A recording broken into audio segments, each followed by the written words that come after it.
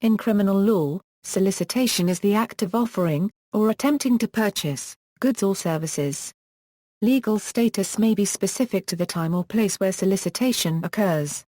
England and Wales. In England and Wales, the term soliciting is usually for a person persistently to loiter or solicit in a street or public place for the purpose of prostitution under the Street Offences Act 1959 as amended.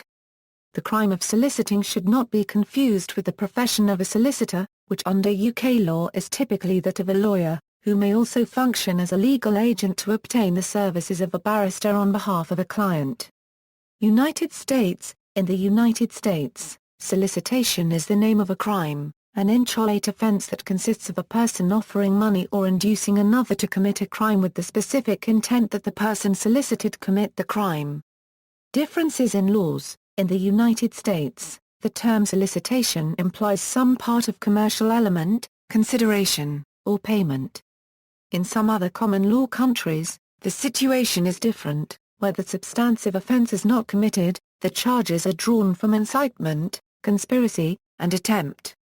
Where the substantive offense is committed, the charges are drawn from conspiracy, counseling and procuring, and the substantive offenses as joint principles. Differences from other crimes. Solicitation has in the U.S.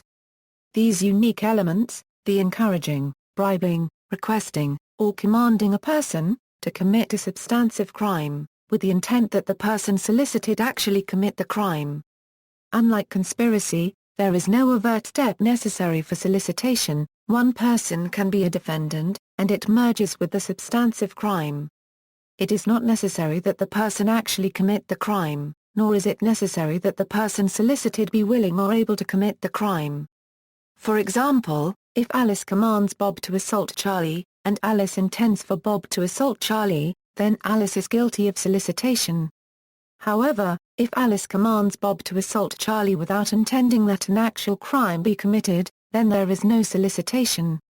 An interesting twist on solicitation occurs when a third party that the solicitor did not intend to receive the incitement overhears the request to the original solicitee and, unbeknownst to the solicitor, commits the target offense.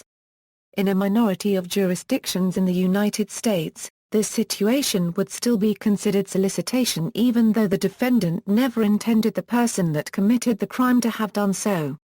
Solicitation is also subject to the doctrine of merger, which applies in situations where the person solicited actually commits the crime. In such a situation, both Alice and Bob could be charged with a crime as accomplices, which would preclude conviction under solicitation. A person cannot be punished for both solicitation and the crime solicited.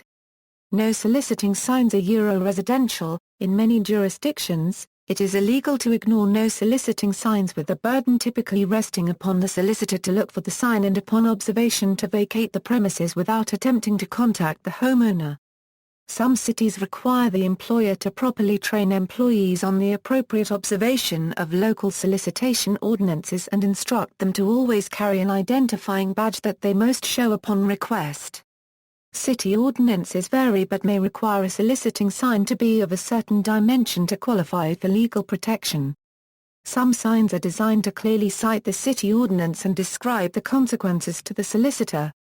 Although certainly not required, such methods may be more effective at deterring unwanted solicitation. No soliciting signs are commercial.